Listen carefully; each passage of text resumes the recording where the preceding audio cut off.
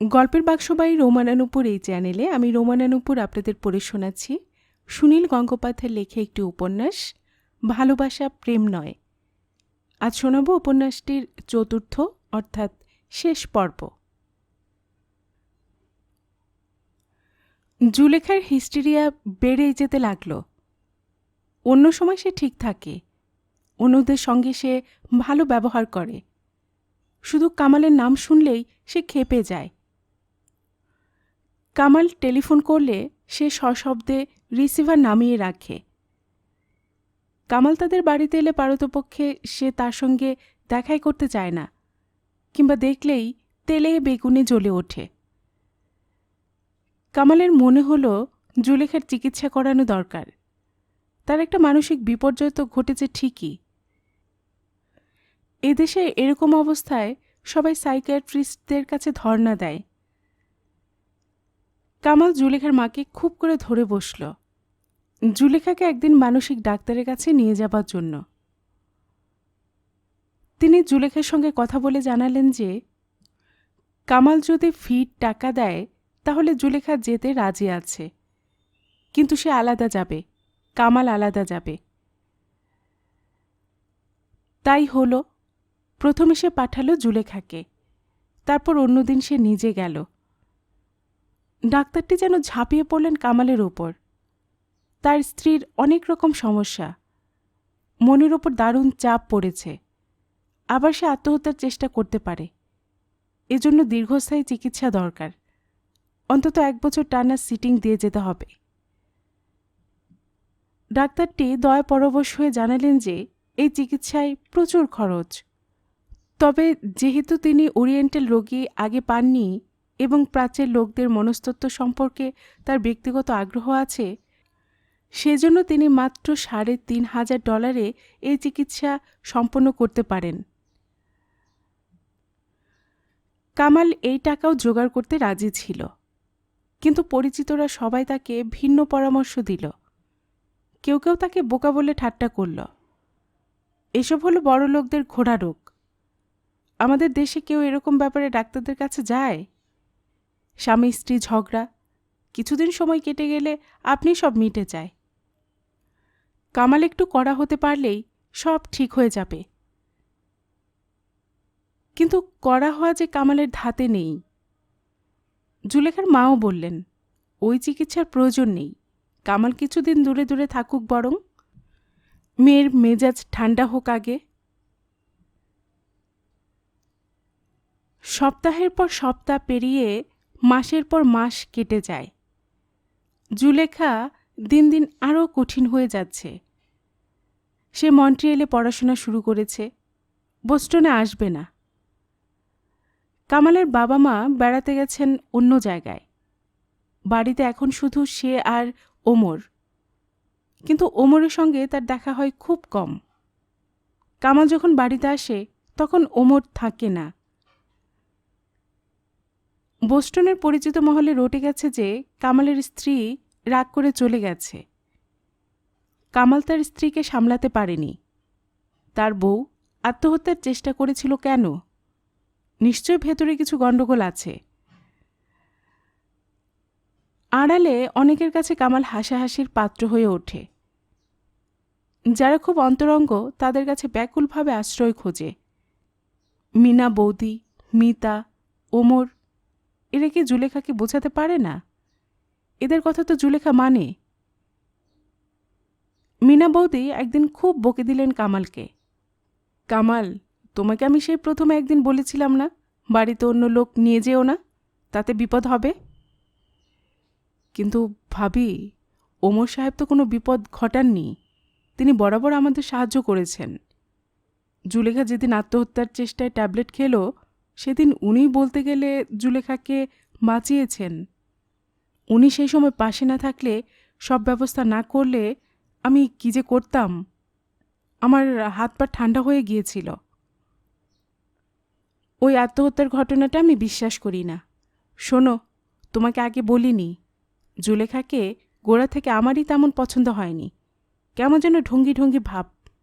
রূপের কি দেমাক, অন্য পুরুষদের দিকে প্যাট প্যাট করে যায়। ওকে তুমি ভুলে যাও। না ভাবি, এটা আপনি ঠিক বললেন না। জুলেখাকে আপনি ভুল বুঝছেন।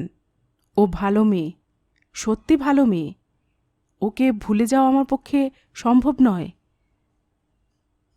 ও নাকি তোমাকে ওদের বাড়ি থেকে তাড়িয়ে দিয়েছে, সেটাও রাগের মাথায়। কামাল, তোমার বুঝি রাগ নেই? আমি রাগ করলে তো লাভ কিছু হবে না। সমস্ত ব্যাপারটাই তো ভুল বোঝাবুঝি।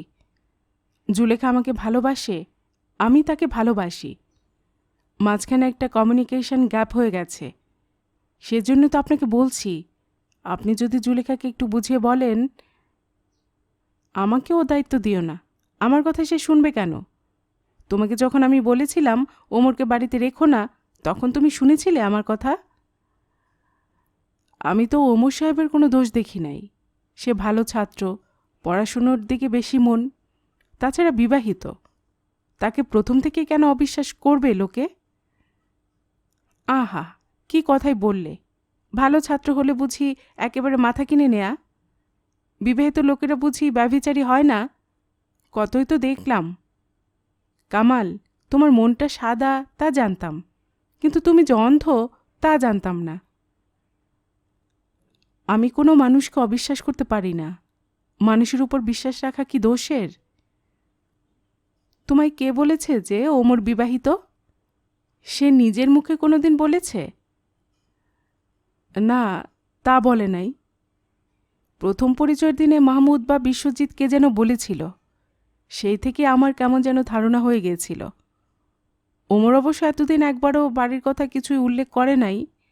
মাঝে মাঝে আমার খটকা লাগতো।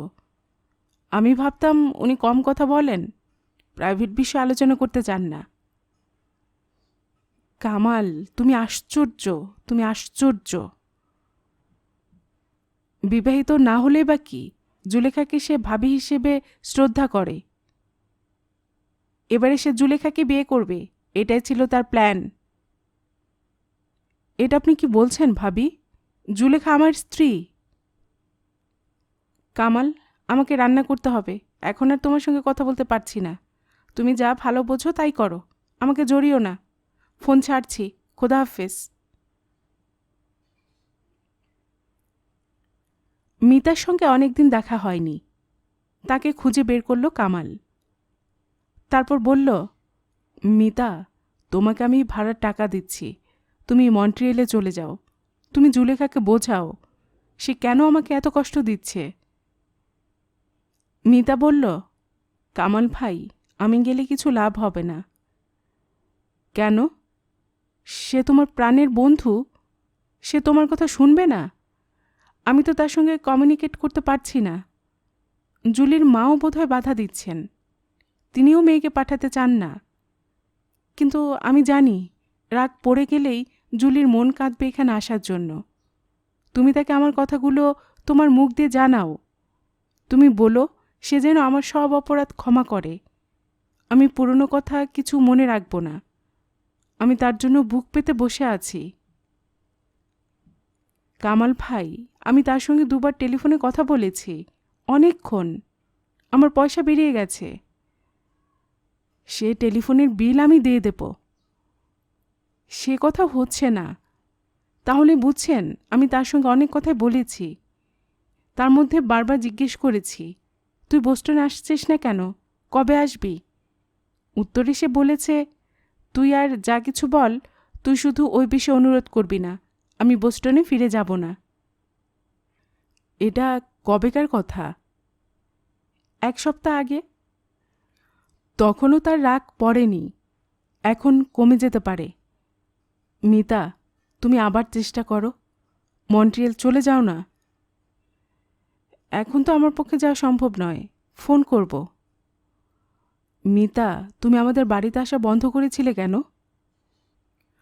সত্যি কথা বলছি কামাল ভাই, যেদিন থেকে ওমর সাহেব এলেন আপনাদের ওখানে, সেদিন থেকে আমার কীরকম ভয় করত। কিসের ভয়? তা ঠিক জানি না, খালি মনে হতো একটা কিছু বিপদ হবে। জুলেখাও তো বেশিবার বলেনি আমাকে আপনাদের বাড়ি যেতে। তোমাকে 2-3 বার নেমন্তন্ন করেছে। তা করেছে, কিন্তু আগে যেমন যখন তখন টেলিফোনে চলে আসতে বলতো, আমি ওমর সাহেবকে আগে থেকে চিনতাম তো। তুমি চিনতে? কোথায়? ঢাকায়। আমার মনে হয়েছিল ওমর সাহেব আপনাদের বাড়িতে আমাকে দেখলে পছন্দ করতেন না। কেন? উনি তোমাকে অপছন্দ করবেন কেন? সে আছে অনেক ব্যাপার। আচ্ছা, উনি কি কয়েকদিনের মধ্যে নিউ ইয়র্ক যাচ্ছেন? সে সম্পর্কে জানেন কিছু? না তো, আজকাল দেখাই হয় না। উনি খুব নাকি ব্যস্ত কি নিয়ে? হঠাৎ তুমি এই কথা জিজ্ঞেস করলে কেন? উনি নিউ ইয়র্ক যাচ্ছেন কি না তা তুমি কি করে জানলে? শুনেছি, উনি আমার চাচাকে সেই কথাই বলেছেন। কিন্তু সত্যি কি নিউ ইয়র্ক যাচ্ছেন, না মন্ট্রিয়াল যাবেন? মন্ট্রিয়াল যাবেন আমাকে না জানিয়ে? আপনি আগেরবার যে ইন্ডিয়া গেলেন, জুলেখাকে মন্ট্রিয়ালে পাঠিয়ে দিলেন, তখন ওমর সাহেবও মন্ট্রিয়ালে এসেছিলেন। আপনি জানেন? না, জানি না তো। কেউ তো আমায় বলেনি। উনি গিয়েছিলেন, আপনার শাশুড়ি নিজের বাড়িতে ওকে থাকতে দিয়েছিলেন। ওখানেই তো ওমর সাহেব ছিলেন ৩-৪ দিন। তাই বুঝি? আমার আড়ালে অনেক কিছু ঘটে যায়, আমি জানতেও পারি না। যাই হোক, ওসব পুরনো কথা থাক।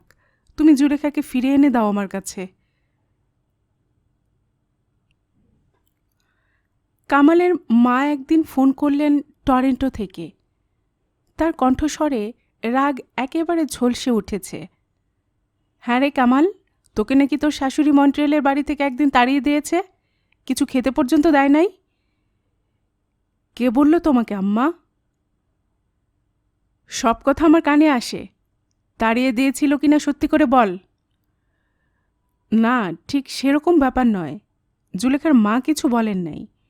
জুলেখার হঠাৎ হিস্টেরিয়ার মতন হয়ে গেল, ওর মাথা ঠিক ছিল না। ওসব হিস্টেরিয়া মিস্টেরিয়ার কথা আমি শুনতে চাই না। ওর মাথা কোনো কালেই ঠিক ছিল না। ওর মা মেয়েকে কন্ট্রোল করতে পারে নাই। আমার ছেলেকে সে এমন অপমান হতে দিল, শোনার পর থেকে আমার পিত্তি জ্বলে যাচ্ছে। শোনো আম্মা, তুমি এত বিচলিত হইও না। সেসব কথা আমি গায়ে মাখি নাই। তুই কি বলছিস কামাল? আমি বিচলিত হব না? আমাদের বাড়ির একটা সুনাম আছে না? সে বাড়ির ছেলে হয়ে তুই এতটা সহ্য করছিস? এখনও তো ওদের পক্ষ নিয়ে কথা বলতে চাস? শোনো শোনো, আগে তুই শোন আমার কথা। ওরা কি মানুষ না পশু? ওদের চোখের চামড়াটুকু পর্যন্ত নেই। যারা নেমুখারাম তাদের আমি মানুষ বললে গণ্য করি না। আজ বাংলাদেশে দুর্ভিক্ষ, ওরা পথে পথে ভিক্ষা করে বেড়াতো। আমি ওদের মেয়েকে বাড়ির বউ করে এনেছি। তুই তোর শাশুড়ি আর শালাকে স্পন্সরশিপ দিয়ে এদেশে এনেছিস, ওদের থাকার ব্যবস্থা করে দিয়েছিস। তোর জন্যই তো ওদের সব কিছু। এখন এদেশে সেটেলড হয়ে গেছে বলে সে গরমে তোরেই বাড়ি থেকে তাড়িয়ে দেয়? নিমক হারাম আর কাকে বলে? সবটাই ভুল বোঝাবুঝির ব্যাপার। ওরা ভেবেছে। তুই চুপ কর, আমাকে কি বোঝাবি? তোকে আমি বলে দিচ্ছি, ও মেয়ের কথা মুখে আনিস না। আমি আরও ভালো মেয়ে দেখে শুনে তোর বিয়ে দেব। না আম্মা, সে প্রশ্ন ওঠে না। জুলেখাকে ভুলে যাওয়া আমার পক্ষে সম্ভব নয়। আমি তাকে ভালোবাসি। তুই কি এখনো পুরুষ হস নাই? এখনো সে আলাভোলা বাচ্চাটায় আছিস? যে মেয়ে তোর চোখে ধুলা দিয়ে অকৃতজ্ঞতার পরিচয় দেয়। তুমি টাইগারের সঙ্গে ওর যে সম্পর্কের কথা বলেছিলে, সেটা কি ঠিক? এখান থেকেও চিঠি লিখেছিল? একখানা না, দুখানা। টাইগারকে একদিন আমি বকতে গিয়েছিলাম, ওর সঙ্গে চাটগায় দেখা হইল। আমার বকুনি শুনে সে পকেট থেকে চিঠি দুখানা বার করে দেখালো। আম্মা, চিঠি তো এমনিতেও লিখতে পারে, কিন্তু ওসব কথা কি তোমার আমাকে বলা উচিত হয়েছে? তুমি মা হয়ে নিশ্চয় চাইবে যে তোমার ছেলে আর ছেলের বউ সুখে থাকুক। তা চাই বলে তো তোর বিয়ে দিলাম। বিয়ে দিয়ে তোকে ঘর বাঁধতে চেয়েছিলাম। কত আশা করে এনেছিলাম ওই বউ। কিন্তু তুমি এখানে বসে ওই পুরনো কথা বলে আমার মনটা বিষিয়ে দিতে চেয়েছিলে। সে কথা কইতাম না যদি তুই ঘরে আর একটা এনে না ঢুকাতিস। ওকে দেখেই মনে হলো ঢাকায় কোনো ক্রমে মানসম্মান বাঁচিয়েছি, কিন্তু এখানে বুঝি সর্বনাশ হয়ে যায়। ওমরকে তুমি মিথ্যে সন্দেহ করছো। তোমার কথা শুনেই আমি জুলেখার সঙ্গে রূঢ় ব্যবহার করেছি, সেই জন্য সে সুইসাইড করতে গিয়েছিল। সুইসাইড না ছাই, কত না ঢং দেখলাম। তোর বউ কয়খানা ট্যাবলেট খেয়েছিল তুই গুনে দেখেছিস? 3-4টা ভেলিয়াম আমি নিজেই খেয়ে হজম করে ফেলতে পারি। জুলেখা মাত্র 9খানা ট্যাবলেট খেয়েছে। সে জানতো ওতে কিছুই হবে না, শুধু আমাদের ভয় পায় দেবার চেষ্টা। ওটা একটা ঢং। তুমি কি করে জানলে মোট 9টা খেয়েছে? আমার ওষুধের বাক্স থেকে তো সরিয়েছে, আমি গুনে দেখি যে 9টা কম পড়েছে। আর কোথা থেকে সে পাবে? তোর কাছে কি ওষুধ ছিল? না, তা ছিল না, তবে অন্য কোনোভাবে জোগাড় করতে পারে। কিভাবে জোগাড় করবে? সে কি একা একা কিনতে যাবে? গেলেও তাকে বেশি দেবে না। ওমরের কাছ থেকে জোগাড় করতে পারে। ওমর তাকে গাদা গাদা ঘুমের ওষুধ দেবে? যদি দিয়ে থাকে তাহলে সেটা তো এক ষড়যন্ত্রকারী, মহাপাপী, শয়তান। ওসব কিছু না, আর কেউ দেয় নাই। মাত্র ওই কটা খেয়ে আমাদের ধোকা লাগিয়ে দিতে চেয়েছে। তোর বাড়ি ছেড়ে চলে যাবার একটা ছুতো। ওর যদি বেশি কিছু ক্ষতি হতো তাহলে মাত্র 2 দিন পরেই ওকে হাসপাতাল থেকে ছেড়ে দেয়। আম্মা, তুমি জুলেখাকে একেবারেই পছন্দ করো না, তাই না? আগে করতাম, পছন্দ করেই তো তাকে বউ করে এনেছিলাম। কিন্তু তার ব্যবহার দেখে আমি আর তাকে মেনে নিতে পারি না। ও মেয়ে চলে গেছে, আপদ বিদায় হয়েছে, ওকে তুই ভুলে যা। না আম্মা, আমি জুলেখাকে চাই। আমাদের সুন্দর জীবন ছিল, তা তুমি নষ্ট হতে দিও না। তোকে অপমান করে তাড়িয়ে দিয়েছে, তবু তুই আবার যেতে চাস? তোর মান সম্মান কিছু নেই?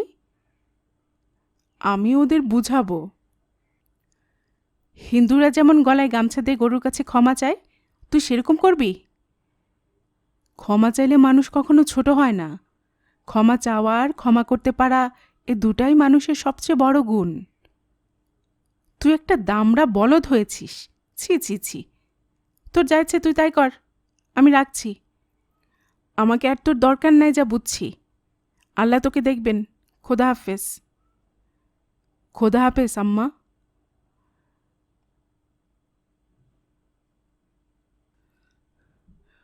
ওমরের সঙ্গে দেখা করবার জন্য কামাল পরদিন দুপুর থেকে বাড়িতে বসে রইল। ওমর ফিরল রাত প্রায় 11টার কাছাকাছি। কামাল ডাইনিং টেবিলে বসে কাগজ উল্টাচ্ছে। ওমর তার দিকে এক পলক তাকিয়ে নিজের ঘরের দিকে চলে যাচ্ছিল। কামাল জিজ্ঞেস করল, আপনি কিছু খাবেন না ওমর সাহেব? আমি স্যান্ডউইচ বানিয়ে দিতে পারি, ভাতও আছে। ওমর বলল, থ্যাংক ইউ, না আমি খাবো না, বাইরে খেয়ে এসেছি। একটু বসেন না, আপনার সঙ্গে কয়েকটা কথা আছে। আজ আমি খুব টায়ার্ড, কাল বললে হয় না? আজ অনেক রাত হয়ে গেছে। বেশি সময় লাগবে না, একটু বসেন। আপনি কি 2-1 দিনের মধ্যে নিউ ইয়র্ক যাচ্ছেন? হ্যাঁ। শুধু নিউ ইয়র্ক যাবেন না অন্য কোথাও যাবেন? কেন বলুন তো? আমি নিউ ইয়র্ক যাই বা অন্য কোথাও যাই, তার জন্য কি আপনাকে কৈফিয়ত দিতে হবে? না, সেভাবে বলি নাই। ভাবছিলাম আপনি নিউ ইয়র্কের নাম করে মন্ট্রিয়লও যেতে পারেন হয়তো। আমি যখন ইন্ডিয়া গিয়েছিলাম সে সময় আপনি একবার মন্ট্রিয়লে বেড়াতে গিয়েছিলেন, তখন জুলেখাও সেখানে ছিল। হ্যাঁ, গিয়েছিলাম, তাতে কি হয়েছে? সে কথা আপনি আমাকে বলেন নাই। বলার মতন প্রসঙ্গ ওঠে নাই, আপনি জিজ্ঞেস করলে ঠিকই বলতাম। কেন, ভাবিও তো জানেন সে কথা, তিনি বলেন নাই আপনাকে? না, আপনি মন্ট্রিয়েলে গিয়ে জুলেখার মায়ের সঙ্গে যোগাযোগ করেছেন, তিনি আপনাকে নেমন্তন্ন করে খাইয়েছেন, ওদের বাড়িতে থেকে যেতে বলেছেন, আপনি সেখানে কয়েকটা দিন কাটিয়েছেন। এইসব কথা কিছুই আমি আগে জানতাম না। আমি মন্ট্রিয়েলে যাবার পর ভাবি কেমন আছেন তার খোঁজ করেছি। বাইরে গেলে সব মানুষই চেনা মানুষের খোঁজ খবর নেয়, আপনি নেন না? ভাবির মাকে আমি খালাম্মা বলি।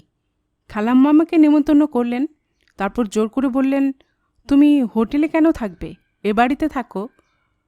তাই আমি থেকেছি। সেটা কি অন্যায়? না না, অন্যায় বলবো কেন? আপনার খালাম্মা আপনাকে নেমন্তন্ন করেছেন, তাই আপনি গেছেন। শুধু আমাকে কেউ কিছু বলে নাই। এবারেও আপনি মন্ট্রিয়ালে যাচ্ছেন নাকি? যদি ইচ্ছে হয় যাব। কেন, আপনার আপত্তি আছে? না, আপত্তি কেন থাকবে? আপনি গেলে আমার সুবিধাই হয়। আপনি আমায় সাহায্য করতে পারেন। আপনি ওখানে গিয়ে নিশ্চয়ই আপনার খালাম্মার সঙ্গে দেখা করবেন। তাকে বুঝিয়ে বলুন তিনি তার মেয়েকে এখানে পাঠাচ্ছেন না কেন। জুলেখার সঙ্গেও আপনার দেখা হবে, তাকেও বলবেন। আপনি নিজেই তো বারবার যাচ্ছেন সেখানে, অনেকবার বলেছেন। আমি বললে আর নতুন কি হবে? আপনাকে ওরা পছন্দ করে, আপনার কথা ওরা মানে। আপনার চেয়েও আমার কথা বেশি মানবে তা আমি বিশ্বাস করি না। যাই হোক, ফর ইওর ইনফরমেশন, আমি এখন মন্ট্রিয়েলে যাচ্ছি না, আমি নিউ ইয়র্কে যাচ্ছি। ও, তাহলে তো অন্য কথা। অবশ্য যদি এর মধ্যে আপনার সঙ্গে টেলিফোনে কথা হয়। না, আমার সঙ্গে টেলিফোনে কথা হয় না। আচ্ছা ওমর সাহেব, আপনি জানেন আপনাকে আমি ছোট ভাইয়ের মতন মনে করলেও আপনার কথা আমি মান্য করি। আপনি বলেন তো, আমাদের যে শান্তির সংসার ছিল তা হঠাৎ করে এমন নষ্ট হয়ে গেল কেন? জুলেখা কি মন্ট্রিয়েলে সুখে আছে? নিশ্চয়ই নেই। কোনো বিবাহিত মেয়ে নিজের সংসার ছেড়ে সুখে থাকতে পারে না। এদিকে আমিও কষ্ট পাচ্ছি। কেন এরকম হলো সেটা আপনি খুব ভালোই জানেন। আমি তো কিছুই বুঝতে পারছি না। আপনি সবই বোঝেন, এখন ইচ্ছে করে যদি বুঝতে না চান। আপনি এইভাবে কথা বলছেন আমার সঙ্গে। আমি আপনার কাছে পরামর্শ চাইছি, আর আপনি আমাকে আঘাত দিচ্ছেন। আপনি ইদানিং ভাবির সঙ্গে খুব খারাপ ব্যবহার করতেন। তার সঙ্গে আপনার সুস্থ সম্পর্ক ছিল না। ভাবি অনেক সহ্য করেছেন। শেষ পর্যন্ত আর না পেরে ভাবি আত্মঘাতিনী হতে গেলেন। সেজন্য আপনি দায়িত্ব এড়াতে পারবেন? আপনি শুধু আমাকে দায়ী করছেন। যেদিন ঘটনাটা ঘটে সেদিনও আপনি এই কথাই বলেছিলেন, আজও বলছেন। আমি কি সত্যি এরকম খারাপ লোক? আমার কিছু দোষ আছে জানি। আপনি আমাকে খুব কাছে থেকে দেখেছেন। আমাকে আপনার এতটাই খারাপ মনে হয়? না, আপনি খারাপ হবেন কেন? আপনি স্বর্গের ফেরেশতা। আপনি কত মানুষের উপকার করে বেড়ান। আপনি মহৎ। আপনি টাকা পয়সার হিসেব রাখেন না। লোকে এসবই জানে, কিন্তু আপনার মন যে সন্দেহে ভরা তা লোকে জানে না। আপনি ভাবির চরিত্র নিয়ে মিথ্যা সন্দেহ করেছেন, তার নামে অপবাদ দিয়েছেন। মিথ্যে সন্দেহ, অপবাদ? আপনি টাইগারের সঙ্গে আপনার ভাবির সম্পর্কের কথা কিছু শুনেছেন? টাইগার? কে টাইগার? ঢাকার একটি ছেলে। তার কথা আপনি কিছু শোনেননি? জুলেখা তাকে চিঠি লিখত। তবুও তা জেনেও আমি জুলেখাকে সন্দেহ করিনি। শুধু জিজ্ঞেস করেছিলাম টাইগারের কথা সে আমাকে কিছু বলেনি কেন। এটুকু জিজ্ঞেস করা অপরাধ? শুধু এটুকু না, আর অনেক কিছু করেছেন নিশ্চয়ই। শুধু শুধু কেউ বিষ খেয়ে মরতে চায় না। যদি বলি বিষ খাওয়ার ঘটনাটা একটা ফার্স। তাকে ঘুমের ট্যাবলেট কে দিয়েছিল? আপনি দিয়েছিলেন? আপনি দেন নাই। আমার মায়ের মেডিসিন বক্স থেকে সে মাত্র 9টা ভ্যালিয়াম নিয়েছিল। তাতে বড় জোর টানা 24 ঘন্টা ঘুম হয়। ওই ফার্স্টটা সে করেছিল এখান থেকে চলে যাবার জন্য, যাতে শ্বশুর শাশুড়ির সেবা করতে না হয়। ও, আপনি ভাবিকে এতটাই সন্দেহ করেন? তাহলে আপনার সঙ্গে আর এই বিষয়ে কথার প্রয়োজন নেই। অনেক রাত হয়েছে, আমি ঘুমোতে যাচ্ছি। Good night. দাঁড়ান ওমর সাহেব, আর একটু কথা আছে। আপনি ধীরস্থির মানুষ, আপনি আমার চেয়ে বেশি বোঝেন। জুলেখাকে কি করে ফিরিয়ে আনা যায় একটা বুদ্ধি দিন। সে যে চলে গেল সে ব্যাপারে আপনার নিশ্চয় কোনো ভূমিকা ছিল। তার ফিরে আসার ব্যাপারেও আপনার কোনো ভূমিকা থাকা দরকার। আপনি এই কথা বলছেন? আপনার মনটাকে নগ্ন করে ফেললেন, আর চেপে রাখতে পারলেন না। জানতাম আপনি আমার নামও মিথ্যে অপবাদ দেবেন। আমি আপনাদের যথাসাধ্য সাহায্য করার চেষ্টা করেছি। যেটুকু উপকার করা সম্ভব করেছি, তার বিনিময়ে আপনি আমাকে এই উপহার দিলেন। এর মধ্যে আপনি লোকের কাছে আমার নামে বলে বেড়াচ্ছেন। না না, শুনুন ওমর সাহেব, আমি তো কাউকে বলিনি। হ্যাঁ, বলেছেন। আপনি বলেছেন, আপনার আম্মা বলেছেন। আপনারা আমার চরিত্র সম্পর্কে দুর্নাম ছড়াচ্ছেন। আপনার স্ত্রী চলে গেছে, এখন আপনি আপনার দোষটা আমার ঘাড়ে চাপিয়ে দিতে চান। আমি এ বাড়ি ছেড়ে চলে যাব, আর কোনো সম্পর্ক রাখব না আপনাদের সঙ্গে। কামাল উঠে ওমরের হাত ধরতে গেল। ওমর এক ঝটকা মেরে হাত ছাড়িয়ে নিয়ে চলে গেল নিজের ঘরে।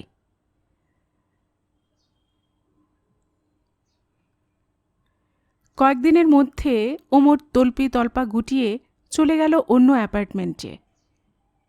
কামাল একদম একা। তাকে নিয়ে চারদিকে ফিসফিস চলছে। কেউ তার বাড়িতে আসে না।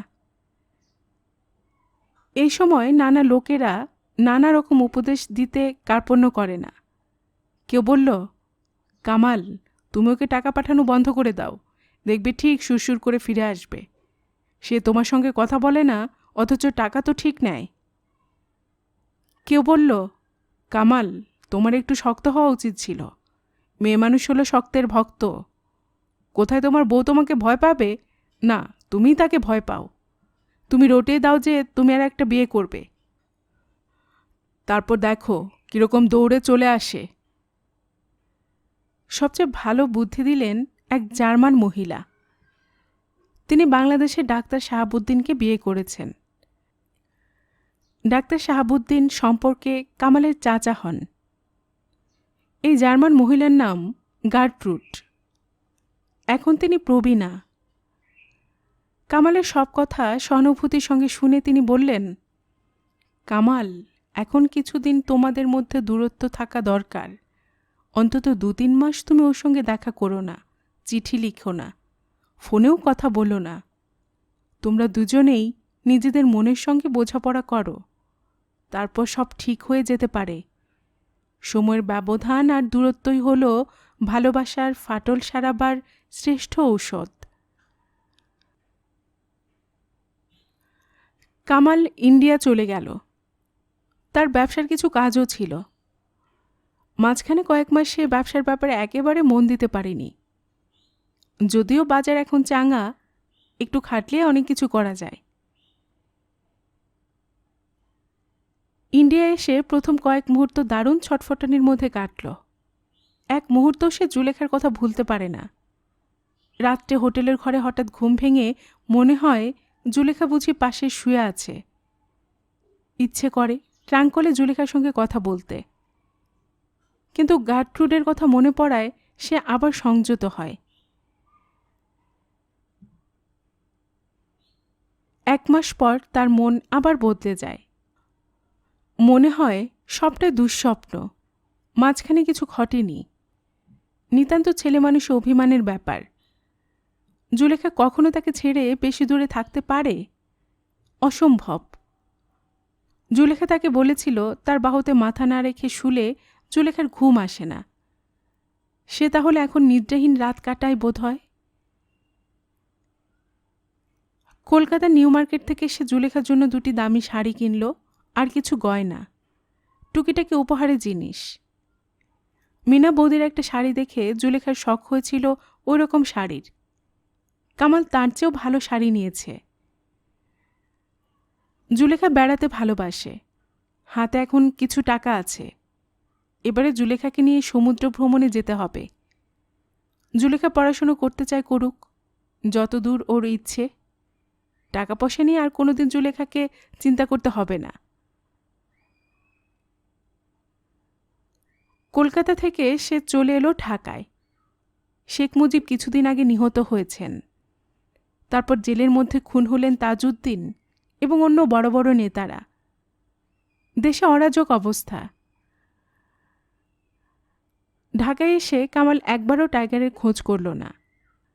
টাইগারকে সে দেখতে চায় না। টাইগারের ওপর রাগও নেই। সে এসব কথা মন থেকে মুছে ফেলেছে। ঢাকায় তার মন টিকল না। তার সবসময় মনে হচ্ছে জুলেখা যেন এরই মধ্যে মন্ট্রিয়াল থেকে ফিরে তার জন্য বোস্টনে অপেক্ষা করে বসে আছে। আসবার আগে সে জানিয়ে এসেছে জুলেখার মাকে। একটা চাবি রেখে এসেছে সিরাজুলদের অ্যাপার্টমেন্টে।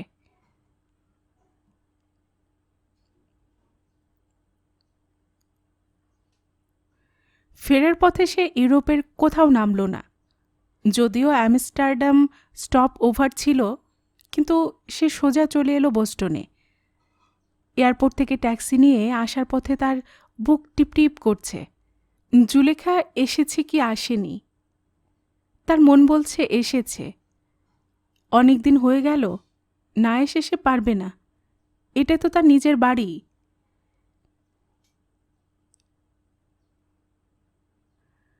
কামাল দরজায় বেল দিল। যদিও চাবি তার পকেটে, কেউ দরজা খুলল না। তাকে চাবি লাগাতে হলো।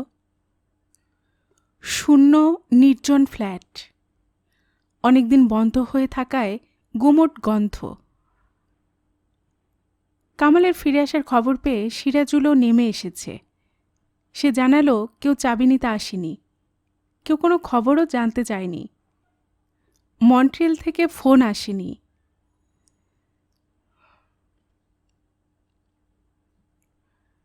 এখন রাত 9:45। এই সময় জুলেখা নিশ্চয় বাড়ি থাকবে। কামাল ফোন তুলে নিল। সৌভাগ্যের কথা, আর কেউ না, জুলেখাই ফোন ধরেছে। কামাল উৎফুল্লভাবে বলল, জুলি, তোমরা কেমন আছো সবাই? আমি এইমাত্র ফিরে এসেছি, এসেই তোমাকে ফোন করলাম। জুলেখা বলল, আমরা ভালো আছি। কামাল বলল, শোনো, এই উইকেন্ডে আমি চলে আসছি। তোমার কলেজ কেমন চলছে? তুমি তৈরি হয়ে থেকো, তোমাকে নিয়ে আসব। জুলেখা ঠান্ডা গলায় বলল, তোমাকে আসতে হবে না, আমি যাব না। আমি আর কোনোদিনই যাব না ঠিক করেছি। আমি ডিভোর্স চাই। মুসলিম আইনে সহজভাবে যদি ডিভোর্স দাও তাহলে ভালো, না হলে আমি কোর্টে যাব। কামাল আতঙ্কিতভাবে বলল, কি পাগলের মতন কথা বলছো জুলি? সব তো মিটে গেছে। কিসের সব মিটে গেছে? বাহ, আমাদের আর কি গণ্ডগোল আছে? আব্বা আম্মা চলে গেছেন, ওমর সাহেব চলে গেছেন। এখন তুমি আর আমি আগের মতন থাকবো খুশি মতন। তোমার যেমন খুশি তুমি তেমন থাকো, আমি আর কোনো দিন যাব না। জুলি, তুমি এমনভাবে কথা বলছো কেন? তুমি আমাকে আর ভালোবাসো না? আমি তো জানি আমাদের ভালোবাসা কোনো দিন নষ্ট হবার নয়। আমি ওসব কথা শুনতে চাই না। আমার জীবনে আর তোমার কোনো স্থান নেই। তুমি সহজভাবে ডিভোর্স দিয়ে দাও তো ভালো, নইলে আমার লয়ারের চিঠি পাবে। এই আমার শেষ কথা। শোনো জুলি, শোনো। জুলি ফোন রেখে দিয়েছে। দরজার কাছে তখনও দাঁড়িয়ে আছে সিরাজুল। সে জিজ্ঞেস করল, কামাল চাচা, ভাবি আসবেন না? বেবিটা প্রায়ই ভাবির কথা জিজ্ঞেস করে। নিঃস্ব মানুষের মতন কামাল বলল, না, তোর ভাবি আর আসবে না রে।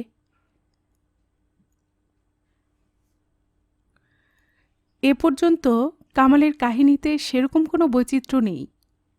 অনেকটা ত্রিকোণ প্রেমের ব্যাপার। ভালো মানুষ, বিশ্বাসপ্রবণ স্বামী, আর রোমান্টিক স্বভাবের স্ত্রী, এবং একজন পার্ট টাইম প্রেমিক, এরকম আকছার দেখা যায়। এর পরে অবশ্যই কাহিনী সম্পূর্ণ অন্য একটা ভাষ্য জানা গেল। যাই হোক, এ পর্যন্ত শোনার পর আমি কামালকে বললুম, দেখো, সব ঘটনাটাই তোমার দৃষ্টিভঙ্গিতে দেখা, সুতরাং এক পেশে হতে বাধ্য। এ কাহিনীতে তুমি একেবারে নিখুঁত, নির্দোষ, অথচ ঘটনা প্রবাহে তুমি বঞ্চিত হয়েছ। এরকম কি হতে পারে? কামাল বলল, যা যা ঘটেছে তা আমি তোমাকে সত্যিই বলেছি, কিছুই বানাইনি। আমারও কিছু কিছু দোষ হয়েছে, তা তো গোপন করিনি। তুমি বানিয়ে কিছু বলনি তা জানি, কিন্তু কোনো মানুষই একরঙা হয় না, চরিত্রের নানা দিক থাকে। কিন্তু কেউ যখন কাউকে বর্ণনা করে তখন সাধারণত তার চরিত্রের একটা দিকের কথাই বলে। জুলেখা, তার মা, ওমর, তোমার মা, এদেরও আলাদা পয়েন্ট অফ ভিউ থাকতে পারে। জুলেখার মুখ থেকে কাহিনীটা শুনলে হয়তো সম্পূর্ণ অন্যরকম শোনাতো, কিন্তু ঘটনা তো সবই এক। ঘটনার মধ্যেও ছোট ছোট ফাঁক থাকে। যেমন ধরো, একটা উদাহরণ দিচ্ছি। ওমরের ওপর তোমার কোনোদিন খুব রাগ হয়নি। শেষের দিকে সে চ্যাটাং চ্যাটাং কথা বলতে শুরু করেছিল, অথচ তুমি তখনও ঠান্ডা মেরেছিলে। না, শেষের দিন হঠাৎ এক সময় খুব রাগ হয়েছিল। আমি ওমরকে একটা ধাক্কা মেরেছিলাম, সে মাটিতে পড়ে গেল।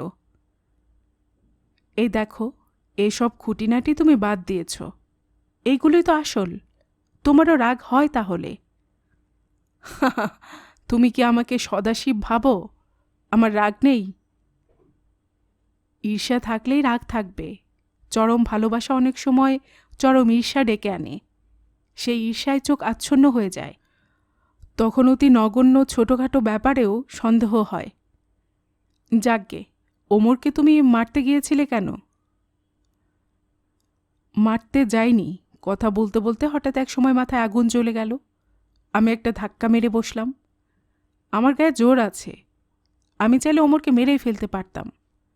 কিন্তু ওই ধাক্কাটা মেরেই আমার দারুণ অনুতাপ হলো।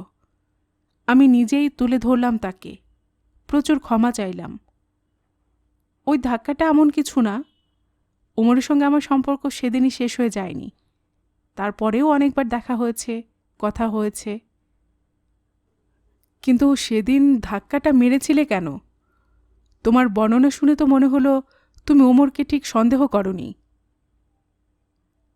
যে পর্যন্ত বলেছি তখনও ঠিক করিনি, কিন্তু তারপরেও শুধু সন্দেহ নয়, প্রমাণ পেয়েছি অনেক। তবু ওমর বা জুলেখাকে চোখে দেখলে, তাদের সঙ্গে কথাবার্তা বললে আমি হয়তো স্পষ্ট ধারণা করতে পারতুম। কাহিনীর একটা অন্য দিক চোখে পড়ত। তোমাকে আরেকটা কথা বলবো কামাল? বলো। এ পর্যন্ত যা শুনেছি তাতে আমার মনে হচ্ছে নিছক একটা তুচ্ছ কারণে তুমি জুলেখাকে প্রথমে শাস্তি দিতে চেয়েছ। শাস্তি? রাতের পর রাত স্ত্রীর দিকে পিঠ ফিরিয়ে শুয়ে থাকা একটা শাস্তি নয়? তোমার মায়ের কথা শুনে তুমি জুলেখার উপর চাপ দিয়েছ। আমি হলে টাইগারকে বেনিফিট অফ ডাউট দিতাম। কেন? তোমার মায়ের বয়স হয়েছে, ওরা অন্য জেনারেশনের, ওদের নীতিজ্ঞান অন্য রকম। বাড়ির বউয়ের সঙ্গে বাইরের একটি ছেলের খোলামেলাভাবে মেশা ওরা ভালো চোখে দেখেন না। কিন্তু আজকাল এতে কি আসে যায়? আমার তো মনে হচ্ছে টাইগার একটা এক্সট্রোভার্ট ধরনের ছেলে। তোমাকে সে ভালোবাসে। তোমার অনুপস্থিতিতে বৌদির যাতে মন খারাপ না হয় তাই সে সঙ্গ দিয়েছে, হাসি ঠাট্টা করেছে, হয়তো ফষ্টি নষ্টিও করেছে। তার বেশি কিছু না। না, তার অনেক বেশি। আমি সে ভালো করে জানি। তারপর ওমর সম্পর্কে তোমার মিনা বৌদি বা মা যা বলেছেন, সে সময়ে তুমিই বলেছ যে ওমরের ব্যবহারে কোনো খুঁত নেই। তাহলে ওমরের বিরুদ্ধে অভিযোগ কি থাকতে পারে? হয়তো জুলেখা চলে যাওয়ার ব্যাপারে ওমরের কোনো ভূমিকা নেই। এত সব শুনে তুমি এই বুঝলে? তাহলে আমারই অক্ষমতা, আমি ঠিক মতন বুঝাতে পারিনি। ওমর এখন কোথায় থাকে? তার সঙ্গে দেখা করে আলাদাভাবে কথা বলা যায় না? ওমরের সঙ্গে তুমি দেখা করতে পারবে না, তবে সব কথা তুমি শুনতে পারো। তার মানে? ওর সঙ্গে আমার যা কথা হয়েছে তা সব টেপ করা আছে। শুধু ওর কথা নয়, জুলেখা, তার মা, মিনা ভাবি, মিতা, সবার কথা টেপ করা আছে। এবারে আমার অবাক হবার পালা। আমি হাঁ করে কামালের দিকে তাকিয়ে রইলুম একটুক্ষণ। তারপর বললাম, সে কি, তুমি সবার কথা টেপ করেছ জানিয়ে শুনিয়ে নাকি? কামাল হাসতে হাসতে বলল, জানিয়ে শুনিয়ে করলে তো সবাই সতর্ক হয়ে যাবে, কেউ জানে না। তুমি তো সাংঘাতিক লোক, লোককে না জানিয়ে সব টেপ করে নাও। কবে থেকে শুরু করলে? জুলেখা চলে যাবার পর। তার আগে এসব জিনিস আমার মাথাতে আসতো না। কেন টেপ করতে শুরু করলাম সেটা শোনো। একসময় বুঝতে পারলাম আমার দুর্বলতার সুযোগ নিয়ে সবাই উল্টোপাল্টা বলছে, আমায় পাগল সাজাবার চেষ্টা করছে। আজ এক মানুষ এক কথা বলে, কাল সে তাই ডিনাই করে। মিনা বৌদি আমাকে বারবার ওমরের নামে সাবধান করেছেন, বলেছেন ওমরকে বিশ্বাস করা যায় না। অথচ ওমরের সঙ্গে দেখা হলে তিনি একেবারে গলে যান। তখন কত খাতির। জুলেখার মা তো আজ যা বলবেন পরের দিনই সেটা অস্বীকার করবেন। ওই যে মিতা আমাকে বলেছিল ওমরকে সে ভয় পায়, ঢাকায় থাকতে ওমর ওর উপর অ্যাটেম্প্ট নিয়েছিল। সেই মিতাই দেখি একদিন ওমরের সঙ্গে নিউটনে বেড়াতে যায়। আমি জিজ্ঞেস করলে অন্য কথা বলে। সেজন্য সকলের কথা টেপে তুলে রেখেছি। শুনবে? শোনাও। তার আগে বলি, টেপ করার আইডিয়াটা কি করে আমার মাথায় এলো? অন্যদের না জানিয়ে টেপ করেছ কি করে? টেলিফোনের কনভারসেশন তুলে রাখা তো সোজা। আর অন্যদের বাড়িতে যখন দেখা করতে যেতাম তখন একটা ছোট ক্যাসেট রেকর্ডার বেঁধে নিয়ে যেতাম। মোজার তলে সেটা ঢাকা থাকতো। কথা বলতে বলতে পা চুলকাবার ভান করে নিচু হয়ে সেটা চালু করে দিতাম। স্পাই স্টোরিতে এরকম পড়েছি। সত্যি কেউ করে জানতুম না। আইডিয়াটা প্রথমে কিভাবে এলো সেটা শোনো। তুমি তো জানোই, এদেশে তুমি নানা জায়গায় যেসব চেক কাটো, ব্যাংক থেকে মাসের শেষে সেই সব ইউজড চেক তোমার কাছে ফিরে আসবে। একবার দেখি জুলেখার নামে কাটা একটা চেক চলে এসেছে আমার কাছে। সেই চেকে সই করেছে ওমর আলী। উল্টো পিঠ দেখে বুঝলাম জুলেখা সেই টাকায় মন্ট্রিয়েলে টেলিফোনের একটা বিল মিটিয়েছে। ব্যাপারটা বুঝলে? জুলেখা ওমর সাহেবের সঙ্গে লং ডিস্টেন্সে কথা বলেছে অনেকক্ষণ। ওমর সেই বিলটা পে করে দিয়েছে। ইউজড চেকটা তোমার কাছে ফিরে এলো কি করে? আমাদের মুসলমানদের তো কোনো পদবি নাই। স্বামী আর স্ত্রীর নাম শুনলে কেউ বুঝবে না যে তারা স্বামী স্ত্রী। এদেশে তাতে খুব অসুবিধা হয়, ইমিগ্রেশনে ঝামেলা করে। তাই এদেশে স্বামীর নামের শেষটা আর স্ত্রীর নামের শেষটা একই রাখি আমরা। সেটাকে এরা পদবি মনে করে। সেজন্যই জুলেখার টাইটেল দেখে পোস্টম্যান সেটা আমার ডাকবাক্সে দিয়ে গেছে। বুঝলাম। আমার বাড়ি থেকে যাওয়ার সময় ওমর সাহেব বলেছিল জুলেখার সাথে তার আর কোনো কানেকশন নেই, টেলিফোনেও কথা হয় না। অথচ এখন বোঝা গেল ও প্রায়ই অনেকক্ষণ ধরে কথা বলে। আর ওমর সাহেবের এত আগ্রহ যে নিজেই সেই খরচা দেয়। তখনই ঠিক করলাম ওমর সাহেবের ফোন ট্যাপ করতে হবে। ওরা কি বলে তা শুনব। ওমর তখন অন্য বাড়িতে চলে গেছে, কি করে তুমি ওর ফোন ট্যাপ করবে? তারও উপায় একটা বেরিয়ে গেল। ওই যে সিরাজুল ছেলেটির কথা বলেছি, আমাকে সে খুব ভালোবাসত। তার বয়স তখন 17-18। জুলেখা চলে যাওয়ার ঘটনা সে মোটামুটি জেনেছিল। আমার দিকে ছিল তার সিম্প্যাথি। আমি সিরাজুলের সাহায্য নিলাম। সে প্রায়ই ওমর সাহেবের কাছে অঙ্ক-টঙ্ক দেখে নেবার জন্য যেত। আমি বললাম, সিরাজুল, তুই ওনাকে বলবি এখানে অ্যাপার্টমেন্টে অনেক লোকজন। আপনি যখন দুপুরে বাড়িতে থাকেন না তখন আপনার ঘরে বসে আমি পড়াশোনা করতে পারি। ওমর আলী সিরাজুলকে সন্দেহ করেনি, রাজি হয়েছিল। একদিন দুপুরে সিরাজুল আমায় খবর দিল। আমি ওর ঘরে গিয়ে ফোনটা র্যাগিংয়ের ব্যবস্থা করলাম। তারপর নিচে বেসমেন্টে গেলাম ওই লাইনের পয়েন্টটা দেখতে।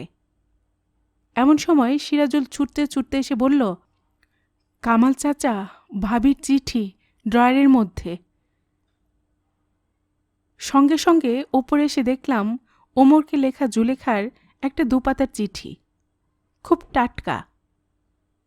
চিঠিখানা নিয়েই দৌড়ে বাড়ি থেকে বেরিয়ে রাস্তা পার হয়ে উল্টো দিকের দোকানে ঢুকে চিঠিখানা জেরক্স করেই আবার ফিরে এসে সেটা রেখে দিলাম ঠিক জায়গায়। সে চিঠির কপি আমার কাছে আছে। কি ছিল সেই চিঠিতে? সে চিঠির ভাষা তোমাকে বলতে পারবো না, আমার মুখে আসবে না। সেই দিনে আমার প্রকৃত সর্বনাশ হলো। শুধু ওই একটা চিঠি পড়ে তোমার এমন হলো? সমস্ত বিশ্বাস যে তাসের ঘর, এক নিমিষে ভেঙে গেল। যদি সেই চিঠিতে প্রেমের কথা থাকত, আমি বোধহয় অতটা দুঃখিত হতাম না। ওমরের সঙ্গে জুলেখার একটু আধটু প্রেম তো হতেই পারে, এমনকি গভীর প্রেম হওয়া অস্বাভাবিক নয়। তেমন হলে আমি সরে যেতাম, দরকার হলে ওদের বিয়ে দেবার ব্যবস্থা করে দিতাম। কিন্তু ওই চিঠিতে আছে শুধু শরীর, শুধু সেক্স, বিকৃত উল্লাস। কত রকমভাবে ওরা পরস্পরকে এনজয় করেছে সে বর্ণনা একেবারে কদর্য ভাষায়। আর জুলেখা জানতে চেয়েছে আবার কবে ওরকম হবে। কামাল একটু চুপ করে গেল। আমিও অনেকক্ষণ চুপ করে রইলাম। জুলেখাকে আমি রোমান্টিক ধরনের মেয়ে ভেবেছিলাম। অবশ্য রোমান্টিকতার সঙ্গে যৌনতার কোনো বিরোধ নেই, বরং বেশ নিকট সম্পর্ক। কিন্তু চিঠিতে যৌন ব্যবহারের বর্ণনা যেন কেমন কেমন। রোমান্টিক আর যাই হোক, খারাপ ভাষা ব্যবহার করে না। কামাল একটু পরে বলল, সেই দিন থেকে সমস্ত ব্যাপারটা পরিষ্কার হয়ে গেল। জুলেখার স্লিপিং ট্যাবলেট খাওয়ার ঘটনাকে কেন্দ্র করে সমস্ত ব্যাপারটাই সাজানো। ঢাকাতে জুলেখা টাইগারের সঙ্গে প্রেম শুরু করেছিল। যখন দেখল ব্যাপারটা ফাঁস হয়ে কেলেঙ্কারি হয়ে যাবে, তখনও ঢাকা ছেড়ে এখানে চলে আসার জন্য ব্যস্ত হয়ে উঠেছিল। তারপর আমি আমার সর্বস্ব উজাড় করে ভালোবাসা দিয়েছি, তাতেও সে সন্তুষ্ট হয়নি। ওর ঝোঁকটা লাম্পট্যের দিকে। ওমরকে দেখে বুঝেছিল এই আরেকটা শিকার। মিতার কাছে নিশ্চয় শুনেছিল ওমর মেয়ে ছেলে দেখলে ছাড়ে না। ঢাকায় ওমরের সঙ্গে ওদের পরিচয় হয়েছিল কিনা তাই বা কে জানে। আমার একটা দুর্বলতা ওরা জানত। আমি কখনো একটু আপত্তি করলেই জুলেখা বলতো, তোমার মন এত ছোট, তুমি এই সামান্য ব্যাপারে সন্দেহ করছো? আমি যখন থাকতাম না তখন তো যা খুশি করতই। আমি বাড়ি থাকলেও ওরা মিট করতো ঠিকই। আমাকে বিছানায় শুয়ে জুলেখা দুধ খাওয়াবার নাম করে ওমরের ঘরে যেত। এক জায়গায় জুলেখা তাই নিয়ে ঠাট্টা করেছে। আমাকে বলতো দুধ খাওয়াতে যাচ্ছে, আসলে ঘরে ঢুকেই ব্লাউজ খুলে। বুঝেছি। আমার এক একদিন ইচ্ছে করত চুপি চুপি সেসব ওমরের ঘরে ঢুকে দেখি ওরা কি করছে, কিন্তু যেতে পারতাম না। তাতে যে আমি নিজের কাছে ছোট হয়ে যেতাম। কামাল, তুমি সাধারণ মানুষ হলে, রাগী স্বার্থপর হলে হয়তো বেশি সুখী হতে। আমার সব সাধারণই। আমি তো মনে করি সবাই আমার মতন। তারপর শোনো, আমার আম্মা আব্বা এসে পড়ায় ওদের লীলা খেলা ধরা পড়ল বলেই জুলেখা অত রেগে উঠল। আম্মা একে আমাকে টাইগারের কথাটা বলে দিতেই জুলেখা বুঝল আমার তীক্ষ্ণ চোখে ওমরের সঙ্গে সম্পর্কটাও ধরা পড়ে যাবে। তখন জুলেখা পালাবার পথ খুঁজতে লাগল। ওমরই তাকে স্লিপিং ট্যাবলেট খাওয়ার পরিকল্পনাটা দিয়েছিল। সে বলেছিল সে নিজেই জুলেখাকে ঠিক সময়ে হাসপাতালে নিয়ে যাবে। ওমর খুবই বুদ্ধিমান, ভেরি ফুল অ্যান্ড ক্যালকুলেটিভ। শুধু একটা সময় ওমর ওর কুল হারিয়ে ফেলেছিল। হাসপাতালে জুলেখা যখন অজ্ঞান হয়ে যায় তখন ওমর একবার ভেবেছিল জুলেখা সত্যি মরে যাবে না তো। সে সময়ও বলেছিল জুলেখার যদি কিছু হয়ে যায় তাহলে ও আমাকে ম্যাসাকার করে ফেলবে। কামাল, ওই চিঠিটা পড়ার সময় তোমার মনের অবস্থা ঠিক কীরকম হয়েছিল? প্রথমে চোখে অন্ধকার দেখেছিলাম, পায়ের নিচে মাটি সরে গিয়েছিল। সিরাজুল পাশে ছিল, তাই নিজেকে কোনো ক্রমে সামলেছি, নইলে হয়তো অজ্ঞান হয়েই পড়ে যেতাম। রাগ হয়নি? অসম্ভব একটা রাগ হলো। সে কীরকম রাগ তোমাকে বোঝাতে পারবো না। মনে হলো ওমর আলী একটা বিষাক্ত পোকা, ওকে জুতো দিয়ে থেতলিয়ে দেওয়া দরকার। ভাবলাম একটা গানম্যান হায়ার করে ওকে সরিয়ে দেব। জানো নিশ্চয়ই এদেশে $50-100 খুনি ভাড়া পাওয়া যায়। নিখুঁত কাজ করে দেবে, কোনো প্রমাণ থাকবে না। প্রথম 2-3 দিন এই আইডিয়াটা নিয়ে কাটালাম। শুধু ওমরের উপরই রাগ হলো, জুলেখার উপর নয়? না, জুলেখার উপর তখনও আসেনি। জুলেখার প্রতি আমার ভালোবাসা যে কোনো নিয়ম মানে না। 2-3 দিন বাদে আমি পরিকল্পনাটা পাল্টে ফেললাম। শুধু মৃত্যুই ওমরের যথেষ্ট শাস্তি নয়। আমার যে ক্ষতি সে করেছে তার জন্য সারা জীবন বেঁচে তাকে ক্ষতিপূরণ করতে হবে। ঠিক করলাম ওমরকে আমি ব্ল্যাকমেইল করব। তার কাছে গিয়ে বলবো, আমি তোমার কীর্তি কাহিনী সব ফাঁস করে দেব। এমন অবস্থা করব যাতে তুমি কোনোদিন দেশে ফিরতে না পারো। এই সবগুলো না করতে পারি একটিমাত্র শর্তে। তুমি প্রতি বছর 2 জন করে অনাথ ছেলের প্রতিপালনের ভার নেবে। ঢাকায় 2টি অনাথ বালকের ভরণপোষণের ভার নিতে হবে। সারা জীবন তোমাকে আমি লক্ষ্য রাখব। কখনো কথার খেলাপ করলেই তোমাকে আমি খুন করব। চমৎকার পরিকল্পনা, কিন্তু অবাস্তব। জানি, এটাও পাল্টে গেল কয়েকদিনের মধ্যেই। এর মধ্যে একদিন ফোন করলাম জুলেখার মাকে। তিনি আবার অপমান করলেন। ভদ্রমহিলার চরিত্রে অদ্ভুত একটা ডুপ্লিসিটি আছে। এই মিষ্টি মিষ্টি কথা বললেন, আবার পরের মুহূর্তেই ছুরি বেঁধাবেন। তখন ঠিক করলাম একেও খুন করব। এই মহিলাই যত নষ্টের গোড়া। ইনি মেয়েকে প্রশ্রয় দিয়েছেন। আমার আব্বা আম্মার সঙ্গে জুলেখার সম্পর্ক বিষিয়ে দিয়েছেন। আমাদের ভাঙা সংসার জোড়া দেবার বদলে ফাটলটা আরও বাড়িয়ে দিয়েছেন। ভাবলাম আম্মুকে আর ওমর আলীকে খুন করব নিজের হাতে। কামাল, তুমি মানুষ খুন করবে? অত সহজ নাকি? তুমি হাসছ, কিন্তু মানুষ রাগের মাথায় কত কি করে ফেলতে পারে। কেউ কি জন্ম থেকে খুনি হয়? পরিবেশই তাকে খুনি করে তোলে। আমি নিখুঁত পরিকল্পনা করেছিলাম। কানাডায় কোনো গ্রামের দিকে একটা ফার্ম হাউস ভাড়া নেব। কাছাকাছি কোনো মানুষজন থাকবে না। আম্মু আর ওমরকে ক্লোরোফর্ম দিয়ে অজ্ঞান করে নিয়ে যাব সেখানে। তারপর কুচি কুচি করে কাটব। তারপর একটু একটু করে কমোডে ফ্লাশ করে চিহ্ন লোপাট করে দেব। তুমি হাসলে কি হবে? আমি কানাডায় সত্যিই ঘুরে ঘুরে একটা নির্জন ফার্ম হাউস পছন্দ করে এসেছিলাম পর্যন্ত। সিনেমায় এরকম হয়। তুমি নিশ্চয় কোনো টিভি সিরিয়াল দেখে এই আইডিয়াটা পেয়েছিলে, তাই না? এসব তোমার কর্ম নয়। শুধু সিনেমায় কেন, বাস্তবেও এরকম হয়। কিন্তু আমি পারিনি। এই ব্যর্থতার ধাক্কাও কম নয়। যখন বুঝতে পারলাম এই কাজ কিছুতে আমার দ্বারা সম্ভব নয়, তখন আমি কেঁদে ফেলেছিলাম। আমি এত অক্ষম যে কিছুই করতে পারি না। আর কোনো পরিকল্পনা করনি? হ্যাঁ, এরপরে ভাবলাম সব ছেড়ে ছুড়ে চলে যাব। আমার অ্যাপার্টমেন্ট, আমার গাড়ি, আমার অন্যান্য জিনিসপত্র যেমন আছে তেমন পড়ে থাকবে। শুধু আমাকে কেউ খুঁজে পাবে না। আমি আফ্রিকার কোনো দেশে গিয়ে নতুন করে জীবন শুরু করব। সেখানে আমাকে কেউ চিনবে না।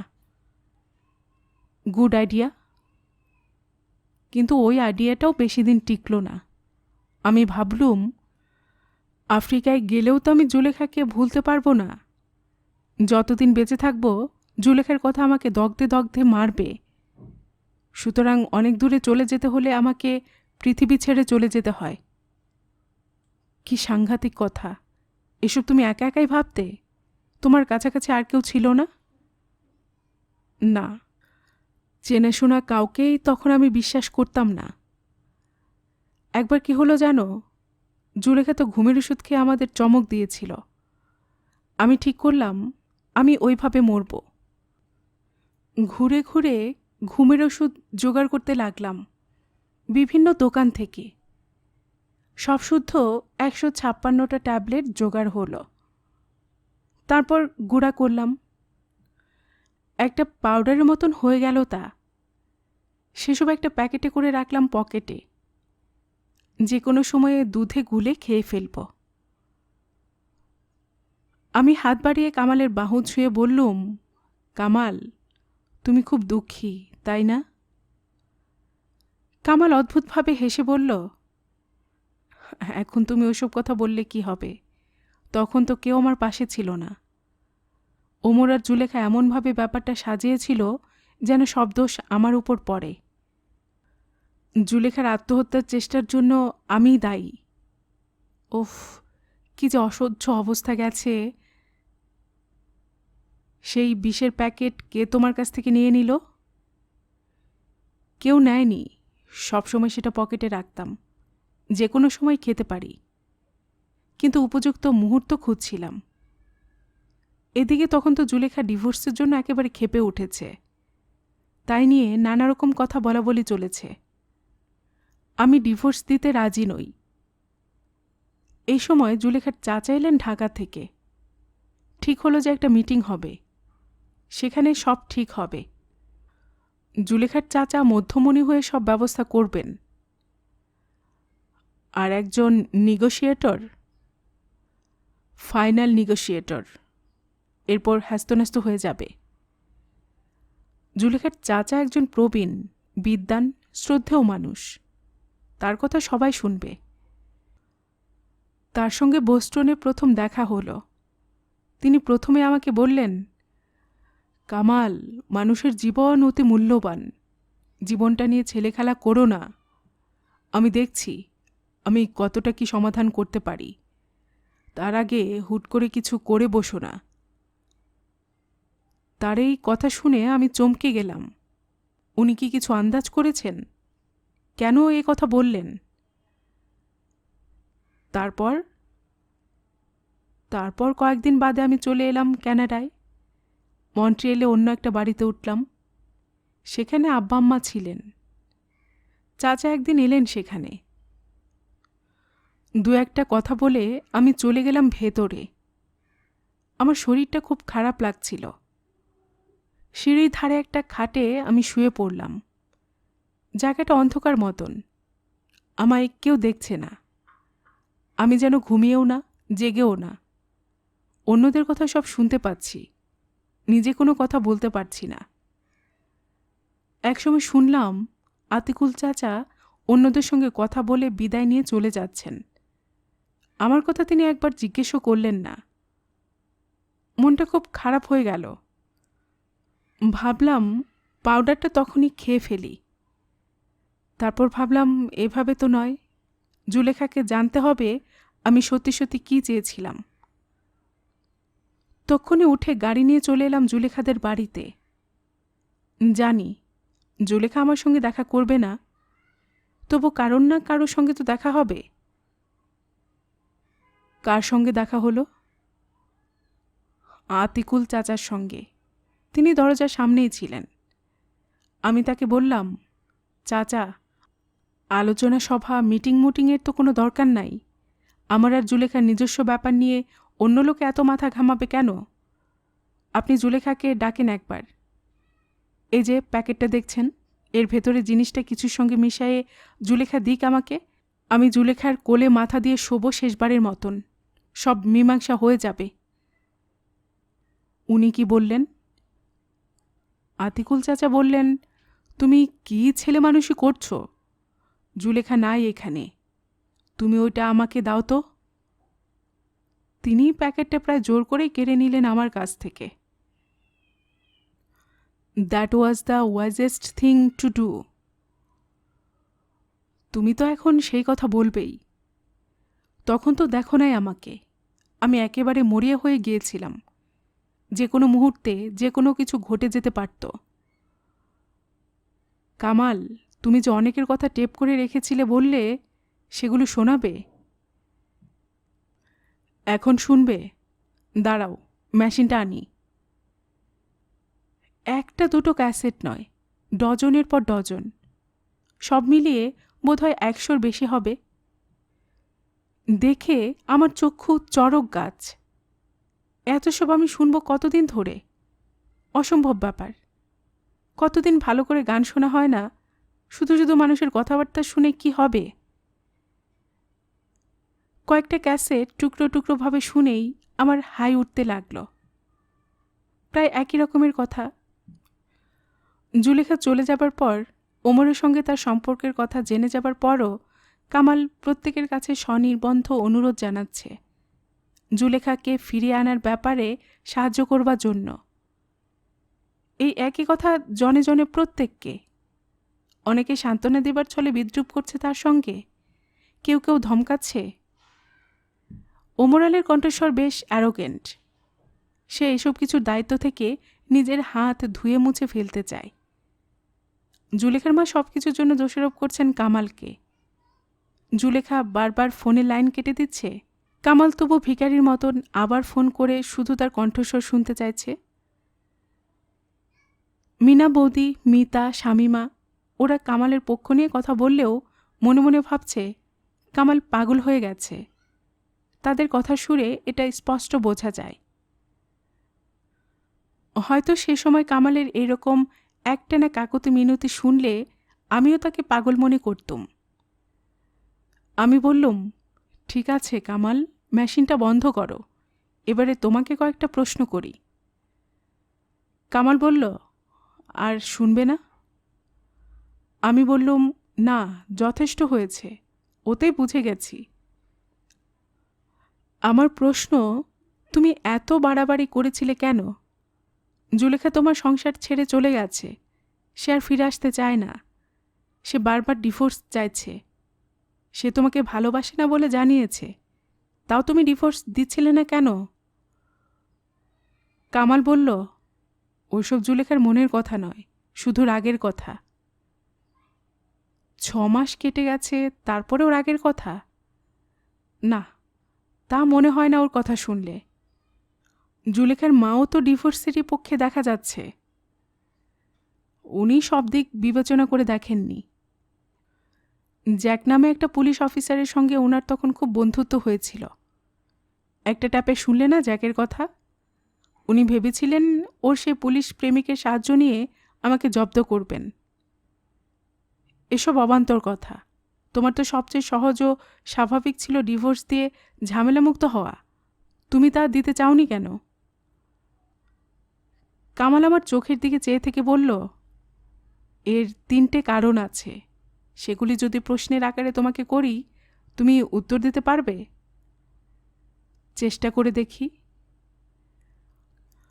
প্রথম কারণ, আমি জানতে চেয়েছিলাম আমার দোষটা কোথায়, কী জন্য আমার ব্যর্থতা। আমি আমার স্ত্রীকে আমার সমস্ত ভালোবাসা দিয়েছি, তাকে বিশ্বাস করেছি, তার কোনো স্বাধীনতায় বাধা দেইনি। আমাদের শারীরিক সম্পর্ক সম্পূর্ণ স্বাভাবিক ছিল, আনন্দময় ছিল। আমার আম্মা এসে পড়ার আগে আমার নামে জুলেখার কোনো অভিযোগ ছিল না। তবু সে কেন অবিশ্বাসিনী হলো? কেন সে সংসার ভাঙতে চাইল? একজন স্ত্রী আর কি চায়? তার বিবাহ জিনিসটা কি? তারপর ধরো ওমরের কথা। বিদেশে এসে সে থাকার জায়গা পায়নি। আমি তাকে আশ্রয় দিয়েছি, আমি তাকে সম্পূর্ণ বিশ্বাস করেছি। আমার স্ত্রীর সঙ্গে তার একটা মধুর সম্পর্ক হলে আমি বিন্দুমাত্র বাধা দেইনি। একজন মানুষকে আরেকজন মানুষ এর চেয়ে আর কি দিতে পারে? তবু উপরে উপরে সে সবসময় আমার সঙ্গে ভালো ব্যবহার করলেও ভেতরে ভেতরে সে আমার সঙ্গে বিশ্বাসঘাতকতা করেছে। তাহলে মানুষের বিশ্বাসের কোনো মূল্য নেই? কোনো মানুষই অন্য মানুষকে বিশ্বাস করবে না? আমি এর উত্তর জানতে চেয়েছি ওদের কাছে। ওরা সবাই এই প্রশ্ন এড়িয়ে গিয়ে উল্টো অভিযোগ দিয়েছে আমার নামে। তুমি এই প্রশ্নের উত্তর দিতে পারো? আমি মনে মনে ভাবলুম, মানুষ বড় বিচিত্র। মানুষকে নিয়মে বাঁধা যায় না। শরীরের আকর্ষণ যে কার প্রতি কার হবে তার কোনো ঠিক নেই। সেখানে সব ন্যায়নীতির দেওয়াল ভেঙে যায়। কিন্তু এসব কথা মুখে বললে কেমন যেন ছেদও শোনায়। তাই বললুম, না, এর উত্তর আমারও জানা নেই। তুমি দ্বিতীয় কারণটি বলো। কামাল বলল, দ্বিতীয় কারণটা হলো ভালোবাসা। সেটা আসল কারণ বলতে পারো। জুলেখা এত সব গণ্ডগোল করলেও তার প্রতি ভালোবাসা যে আমার একটু কমেনি। আমার বুকের মধ্যে জমাট বেঁধে রয়েছে ভালোবাসা। সে ভালোবাসা জুলেখা ছাড়া অন্য আর কোনো নারীকে দেওয়ার কথা চিন্তাই করতে পারি না। জুলেখাকে যদি আমি ছেড়ে দেই, তাহলে সেই ভালোবাসা নিয়ে আমি কি করব তা বলতে পারো? না, এই উত্তরও আমি দিতে পারি না। কে কতখানি ভালোবাসার বোঝা বহন করবে, কে তার ভালোবাসা অন্য কতজনের সঙ্গে ভাগ করে নেবে, এটা প্রত্যেকের নিজস্ব ব্যক্তিগত ব্যাপার। অনেক আন্তরিক ভালোবাসা 1.5 বছরে ক্ষয়ে যায়। তোমার তৃতীয় কারণটা শুনি। তৃতীয় কারণ, আমি জুলেখার স্বার্থ সম্পর্কে ভেবেছিলাম। ডিভোর্স দিয়ে দিলে তারপর জুলেখার কি হবে? ও যে বিপদে পড়বে। ওমর আলীর সঙ্গে তো জুলেখার প্রেম ছিল না, ছিল শুধু শরীরের সম্পর্ক। তা তো বেশি দিন টেকে না। এর মধ্যে ওমর আস্তে আস্তে সরে পড়েছিল, মেলামেশা শুরু করেছিল অন্য মেয়ের সঙ্গে। দেশে তার বিয়ের কথাবার্তাও চলছিল। মোট কথা, জুলেখাকে সে স্ত্রীর সম্মান দেবে না। সেজন্য আমি জুলেখাকে ডিভোর্স দিতে চাইনি। তুমি এত সব জেনেও জুলেখাকে নিঃশর্তে ফিরিয়ে নিতে রাজি ছিলে? হ্যাঁ, ছিলাম। আগে সব কিছু ধুয়ে মুছে ফেলতাম। আগে 2-1 জনের সঙ্গেও শারীরিক সম্পর্ক হয়েছে, তাতে কি হয়েছে? ডিভোর্সি মেয়েকে কিংবা বিধবা মেয়েকে কি মানুষ বিয়ে করে না? তারা সুখী হয় না? জুলেখা ফিরে এলে আমি নতুন করে বিয়ের অনুষ্ঠান করতাম। তুমি ডিভোর্স কতদিন আটকে রাখলে? সে যে জুলেখার চাচা এলেন মধ্যস্থতা করার জন্য, সেই মিটিং হয়েছিল। তার আগে একটা ঘটনা ঘটেছিল। সেই ঘটনা আবার আমার জীবনের একটা মোড় ঘুরিয়ে দেয়। ভালো করে ডিটেলসে বলো। সেই মিটিং নিয়ে কথাবার্তা চলছে। কবে হবে, কোথায় হবে, কে কে থাকবে। তার আগে একদিন আমার মাথায় একটা অন্য চিন্তা এলো। আমি ভাবলাম, শেষ পর্যন্ত 10 জনের সামনে আমাদের দাম্পত্য জীবন নিয়ে আলোচনা হবে। সেখানে ঠিক হবে জুলেখার আমি পরস্পরকে ভালোবাসি কি না। এটা একটা ভালগার ব্যাপার না? কেন আমরা নিজেরা মিটিয়ে নিতে পারি না? জানো তো, আমার মাথাটা মাঝে মাঝে কীরকম যেন খালি হয়ে যায়। এই কয়েক মাস ধরে যত দুশ্চিন্তা করেছি, সব হঠাৎ কোথায় জানি চলে গেল। মনে হলো জুলেখার সামনাসামনি গিয়ে যদি সব কথা খুলে বলি, তার সঙ্গে ঠিকমতো কমিউনিকেট করি, তাহলে সে ঠিকই বুঝবে। চলে গেলাম সোজা মন্ট্রিয়েলে। ইন্ডিয়া থেকে সেই যে শাড়ি আর অন্য উপহারের জিনিসপত্রগুলো এনেছিলাম, সেগুলি নিয়ে গেলাম সঙ্গে। পৌঁছলাম যখন, তখন রাত 9টা বেজে গেছে। আম্মুর সঙ্গে দেখা হলো প্রথমে। জুলেখা পাশের ঘরে পড়াশোনা করছে। আমি ডাকলেও সে এলো না। আম্মু কিন্তু আমার সঙ্গে বেশ ভালো ব্যবহার করলেন। খুব মিষ্টি মিষ্টি কথা বলতে লাগলেন। কেন জানো তো? যাতে মিটিংয়ের দিন আমি আর গণ্ডগোল না করি, ডিভোর্স চাইলে দিয়ে দেই। আম্মু বললেন, কামাল, তোমার শরীর খারাপ হয়ে যাচ্ছে, তুমি একটু যত্ন নাও। তোমার সামনে মস্ত বড় জীবন পড়ে আছে, তুমি অনেক উন্নতি করবে। এর মধ্যে কত লোক আসবে যাবে, তোমাকে তা নিয়ে বেশি মাথা ঘামালে চলবে না, ইত্যাদি ইত্যাদি। আমি বললাম, আম্মু, আপনি একবার জুলেখাকে ডাকেন, তার সঙ্গে আমার কথা আছে। আম্মু বললেন, সে তো পড়ার সময় ডিস্টার্ব করলে খুব চটে যায়। পড়ার ব্যাপারে সে খুব সিরিয়াস। তার সাথে তোমার কি কথা আছে তা আমাকে বলো না। জুলেখা তো আমার সাথে সব বিষয়ে আলোচনা করে, সে কিছু লুকায় না। আমি বললাম, সে কথা শুধু তাকেই বলবো। ওর জন্য কয়েকখানা শাড়ি এনেছি, এগুলি রাখেন। শাড়িগুলি দেখে আম্মুর বেশ পছন্দ হলো। তিনি সেই শাড়ি হাতে তুলে পাট খুলে দেখলেন। তারপর তা সরিয়ে দিয়ে বললেন, না, এসব এখন আমি আর নিতে পারি না। তোমার কাছ থেকে এখন এসব অ্যাকসেপ্ট করলে তার ভিন্ন মানে দাঁড়াবে। এখন ডিভোর্সের কথা চলছে, তোমার সাথে এখন দেওয়া নেওয়ার সম্পর্ক নেই। তুমি জুলেখার নিজের শাড়ি, ওভারকোট, জুতা ওসব ফিরিয়ে দাও নাই কেন? আমি বললাম, সেসব জুলেখার নিজের জিনিস, সে নিজে গিয়ে নিয়ে আসবে।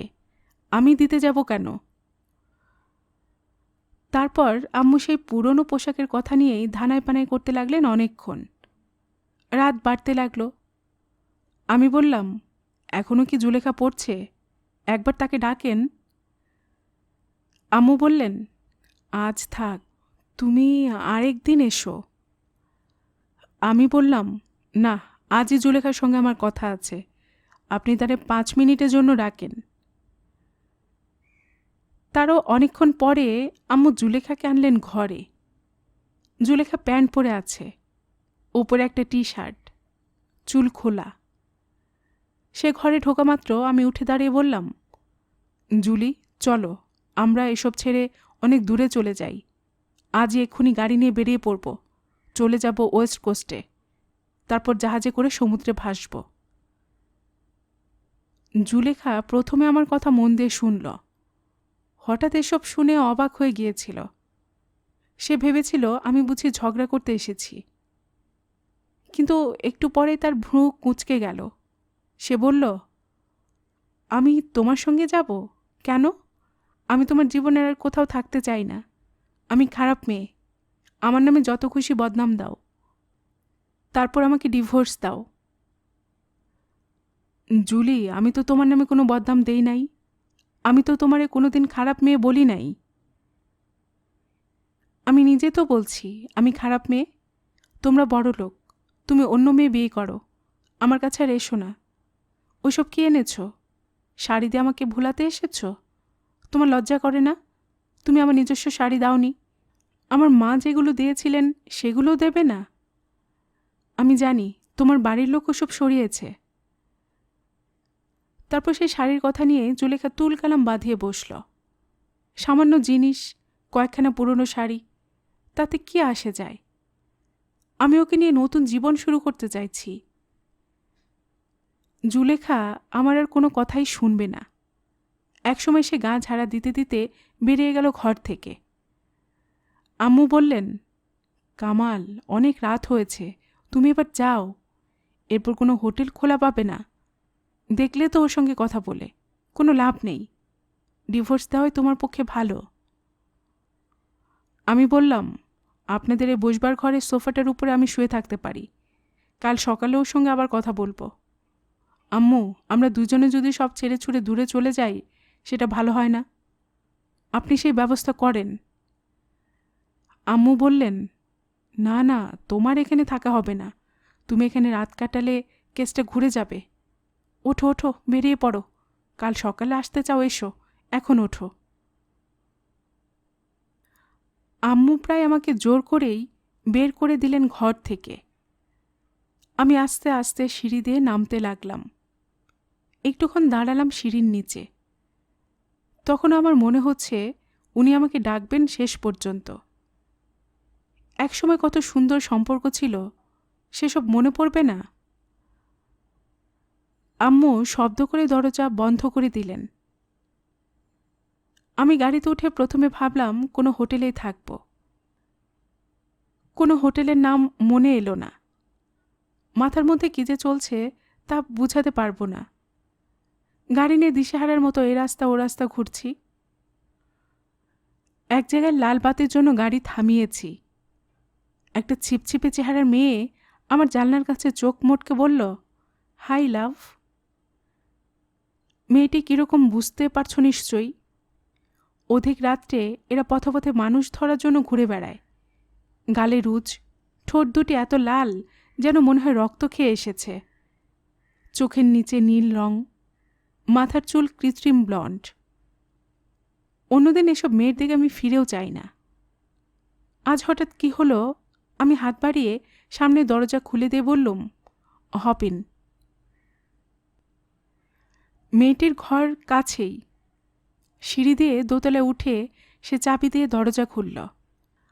আমি তার কাছে কি উদ্দেশ্য নিয়ে গেলাম তা জানো? তখন পৃথিবীর সমস্ত নারী জাতিকে আমি ঘৃণা করতে শুরু করেছি। ওর ডাক শুনে আমার মনে হয়েছিল ওকে খুন করব। ভালোবাসার সাথে সম্পর্ক নেই যেসব মেয়ে শুধু শরীর বিক্রি করে, তাদের আমি পৃথিবী থেকে সরিয়ে দেব। Jack the Ripper? অনেকটা সেরকমই বলতে পারো। সেরকমই আমার মনের ভাব। মেয়েটা দরজা খুলে বলল, come on in, be comfortable. ঘরের মধ্যে একখানা খাট আর একটা মাত্র চেয়ার। আমি চেয়ারে বসলাম। মেয়েটা তার ব্লাউজের বোতাম খুলতে খুলতে বলল, আমার নাম লজি, তোমার নাম কি? থাক, নাম বলতে হবে না, নিশ্চয় কোনো শক্ত নাম হবে। তুমি আমার ব্ল্যাক ডার্লিং, আমি ব্ল্যাক পিপলদের খুব পছন্দ করি। মেয়েটা প্রায় জামা খুলে ফেলেছিল দেখে আমি মুখ ফিরিয়ে নিয়ে বললাম, ওসব খুলতে হবে না, যেমন আছো তেমনই থাকো। মেয়েটা অবাক হয়ে বলল, হেই, তুমি অত টেন্স হয়ে আছো কেন? কি হয়েছে তোমার? রিল্যাক্স বেবি, $50 দিয়ে দাও আগে। আমি ভাবছিলাম মেয়েটিকে কখন মারব। আমার সমস্ত রাগ ওই রোগা পাতলা মেয়েটার উপর ঢেলে দেব। কিন্তু মিনিট 10 বসলাম, আমার হাত উঠল না। আমি পারব না, আমার সমস্ত শরীর কাঁপছে। মেয়েটাকে টাকা কটা ফেলে দিয়ে বেরিয়ে গেলাম ঝড়ের বেগে। গাড়ি নিয়ে আবার ঘুরতে ঘুরতে একসময় দেখলাম হাইওয়েতে পড়ে গেছি। তখন ঠিক করলাম বোস্টনে ফিরে যাব। আর তো কোনো হোটেলে থাকার কোনো মানে হয় না। স্পিডে চালিয়ে দিলাম গাড়ি। কত ঘন্টা একটানা চালিয়েছে তা খেয়াল নেই। যেন একেবারে ফাঁকা, চতুর্দিক ধুধু করছে। ঘড়িতে দেখলাম 3:45 বাজে। গাড়িটা থামালাম এক জায়গায়। তারপর আকস্মাৎ আমি হাউ হাউ করে কেঁদে উঠলাম। সে কি অসম্ভব কান্না! নিজেকে সামলাতে পারছিলাম না কিছুতেই। পুরুষ মানুষের কান্না, তুমি শুনে কি মনে করছো জানি না। পুরুষ মানুষের কান্নায় দোষের কিছু নেই। কান্না জিনিসটা নারী ও শিশুদের একচেটিয়া সম্পত্তি নয়। সেই নির্জন রাস্তায় আমি ঠিক করলাম জুলেখাকে ডিভোর্স দিয়ে দেব।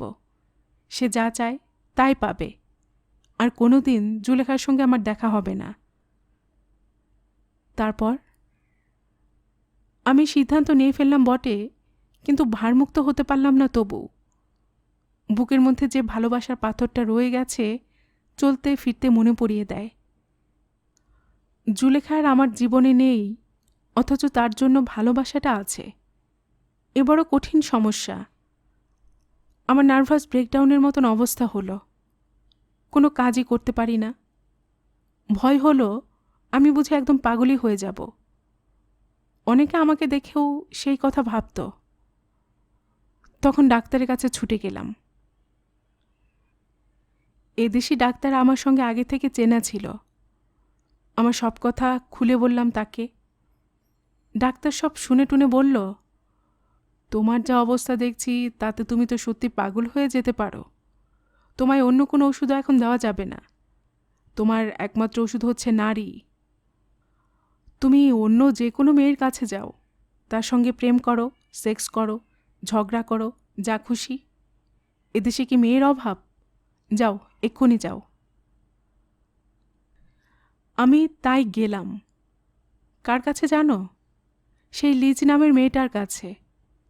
খুঁজে বার করলাম তার ঘর। মেয়েটা তো আমাকে দেখে অবাক, ঠিক চিনতে পেরেছে। সে বলল, you are that funny man, সেদিন ছুটে পালিয়ে গিয়েছিলে। কি হয়েছিল তোমার? মেয়েটার বয়স বেশি নয়, জুলেখারই সমান হবে। সেদিন হয়েছিল রাগ, আজ হলো করুণা। মনে হলো, আহা, এরা ভালোবাসা পায় না, পেটের দায়ে শরীর বিক্রি করে। এদেরই তো ভালোবাসা দেওয়া উচিত। এদের মতন দুঃখী, নিপীড়িত আর কে? আমি সেই শাড়ি দুটো, সেসব উপহারের জিনিস লিজকে দিলাম। সে কি খুশি! শাড়ি হাতে নিয়ে বলল, এ জিনিস কি করে পরতে হয় আমি তো জানি না, তুমি শিখিয়ে দেবে? আমি বললাম, কাপড়টা তো সিল্ক, তুমি ড্রেস ম্যাটেরিয়াল হিসেবে ব্যবহার করতে পারো। মেয়েটা হাঁটু গেড়ে বসে বলল, তুমি কোথাও খুব আঘাত পেয়েছ তাই না? তোমার দুঃখের ভাগ দাও আমাকে। আমি বললুম, না, আমি তোমাকে দুঃখ দেব না, ভালোবাসা দেব। তোমাদের মতন সব মেয়ের প্রতিনিধি হিসেবে তোমাকে আমার সব দিচ্ছি। আমার চোখ দিয়ে জল পড়তে লাগলো, ঠিক যেন আমার বুকের সেই জমাট বাঁধা ভালোবাসা গলে গলে বেরিয়ে আসছে। সেই দিন থেকে আমি মুক্ত হয়ে গেলাম। শেষের অংশটা শুনতে শুনতে আমার দস্তয়েভস্কির ক্রাইম অ্যান্ড পানিশমেন্টের একটা দৃশ্য মনে পড়ে যাচ্ছিল। সেনিয়া নামের বার বনিতাটির কাছে মাথা নিচু করে রান কলনিকভ বলেছিল, I do not bow down to you personally, but to the suffering humanity of your person. Kamal অবশ্য কাউকেই খুন নিজে করেনি। সে মনে মনে হত্যা করতে চেয়েছিল কয়েকজনকে, এমনকি নিজেকেও। লিজের কাছে এসে বুক খালি করা কান্নায় ও সেই গ্লানি কেটে গেছে। আমি জিজ্ঞেস করলুম, কামাল, তারপর তো অনেক দিন কেটে গেছে, এখনো তোমার জুলেখার কথা মনে পড়ে?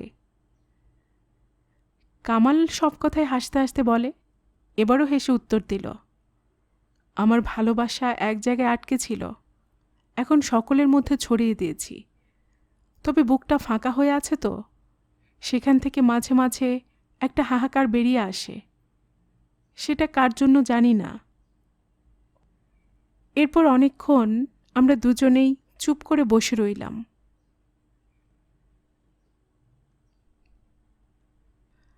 গল্পের বাক্সবাই রোমানানুপুর এই চ্যানেলে এতক্ষণ আপনাদের পড়ে শোনাচ্ছিলাম সুনীল গঙ্গোপাধ্যায় লেখা একটি উপন্যাস, ভালোবাসা প্রেম নয়। আজ শুনলেন উপন্যাসটির চতুর্থ অর্থাৎ শেষ পর্ব। আর এতক্ষণ গল্প পাঠে আমি আপনাদের সাথে ছিলাম রোমানানুপুর।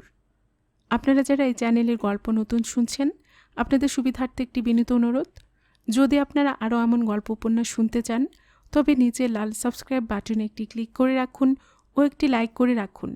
এতে এই চ্যানেলের ভিডিওগুলি খুঁজে পেতে আপনাদের সুবিধা হবে। আর পাশে থাকা ঘন্টা বাটনটিও চেপে রাখুন, যাতে নতুন কোনো গল্প দেওয়ার সাথে সাথেই আপনাদের কাছে নোটিফিকেশন চলে যায়। সবসময় সবাই খুব ভালো থাকুন, সুস্থ থাকুন, আনন্দে থাকুন, এই প্রার্থনা রইল।